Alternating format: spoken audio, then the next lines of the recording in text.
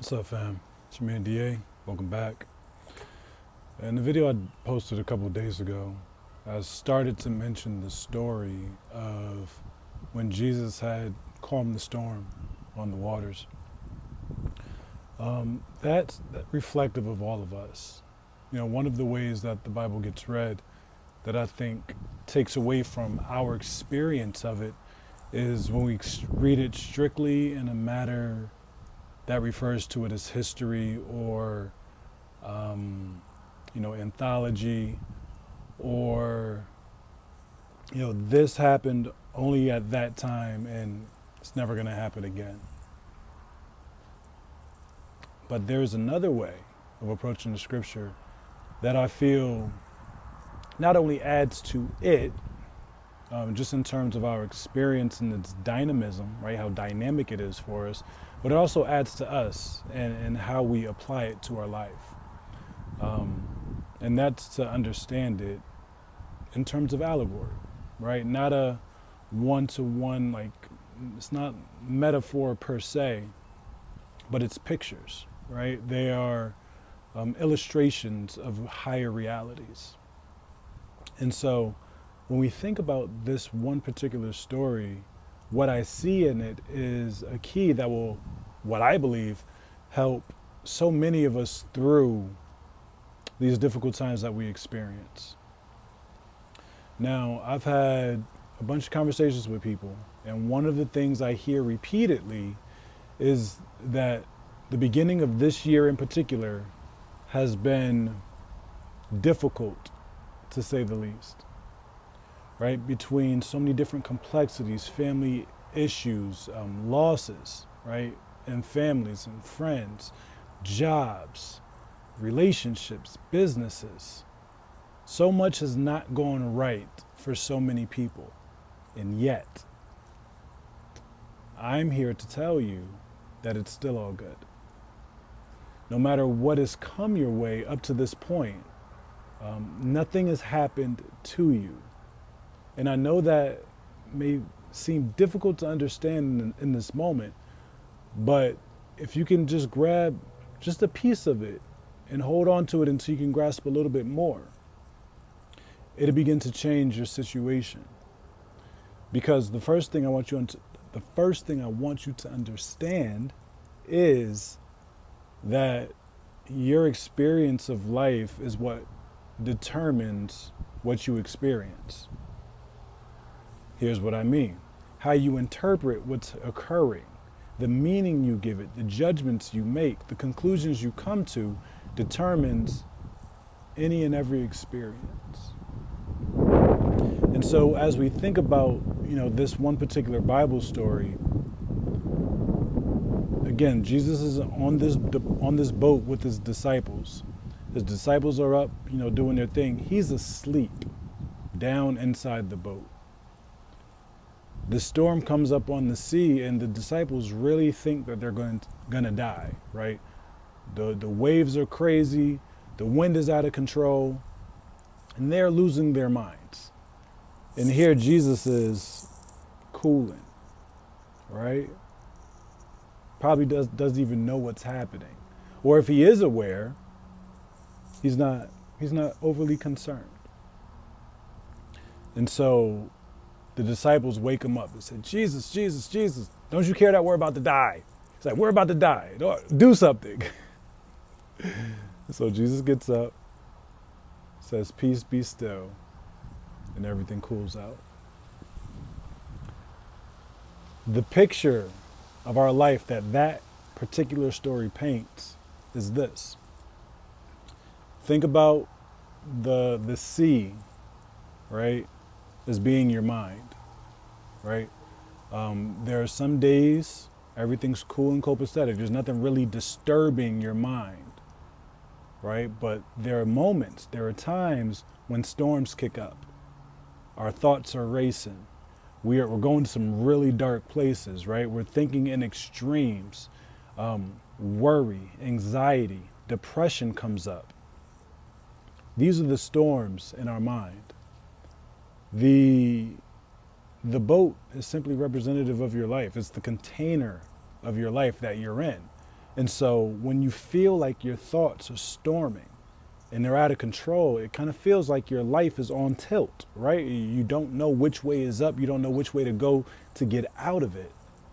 And it just feels like you're going to be overtaken by your own thinking, right? The thoughts that you have in your mind, it feels as though the things that you are worried about are going to occur. And so the boat, that's the container of your life. The disciples are representative of our own fears and judgments, right? The different aspects of our personality, right? Those parts of us that want to pick at and define different things, jump to conclusions, right? It's that part of us that's worried. It's that part of us that's anxious and fearful, right?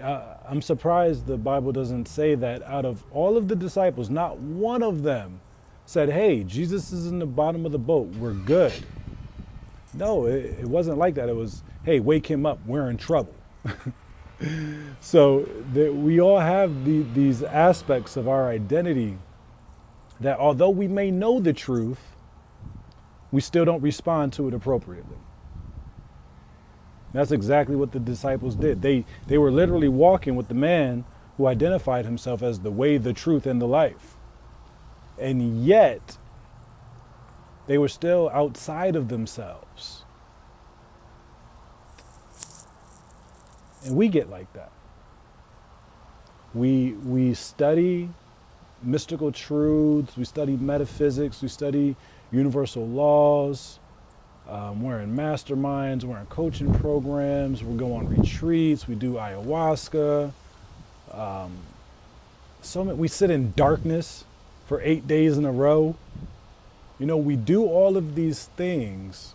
We know it's supposed to have a particular effect inside of our life, and yet there are moments when storms come up and all of that goes out the window. One of my cousins said to me recently that, or something to the effect of, no amount of mental gymnastics is going to work to shift me out of this state of sadness that I feel. And the interesting thing is, there are some things that it doesn't take mental gymnastics, right? Some things we just have to allow to be. But if we're not thinking clearly, we won't see that, and then we'll begin to feel bad that we don't know a way through a particular thing. Sometimes the best thing to do is just sit back and let things work out themselves. And then there are other times, some evaluate the situation and get to work. But it takes a clear mind to determine when those moments are. So are your disciples holding to the truth and living according to it? Or they wigging out? All right. So who is Jesus, right? Who is Christ in this scenario? Christ is our higher mind. Christ is that higher state of awareness, that higher state of being, that center inside of each and every one of us.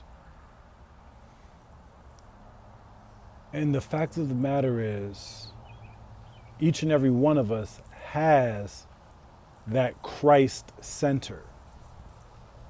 There's a part of us that no matter what occurs in this life is never bothered. There's a part of us that is never disturbed. There's a part of us that is never upset. The issue is we are disconnected from that part of ourselves.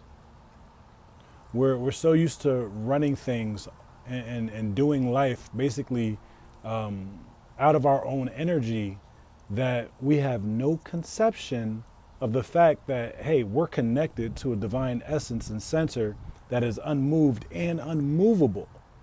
And we can tap into that and literally calm every situation in our life. So what does it take to wake up the Christ, the peaceful center in you? Well, first, you got to recognize that it's there, right? The disciples knew that Jesus was asleep in the bottom of the boat. And so they knew where to go. Where do you go to find your center? It's in meditation, right? It's in prayer. It's in those quiet moments where you allow the mind to run without judging everything that comes across it, right? Yes, it's fun sometimes to look up at the clouds and, make shapes and things like that. But at the end of the day, if we spend all day doing that, it's going to get tiring. But if we do that with our thinking, and we're labeling and judging and identifying every single thought that comes through, as opposed to simply being the space for it, that's when we wear ourselves out.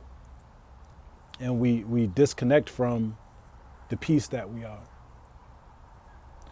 So by creating a meditation practice, by creating a prayer practice, by finding a place of stillness where we can say, you know what, for this period of time, no matter what's happening out there, it's okay, because I am okay right here. We have to find that place of stillness within us. That's the first thing. The second thing is we have to be willing to allow the situations that we've created to be what they are.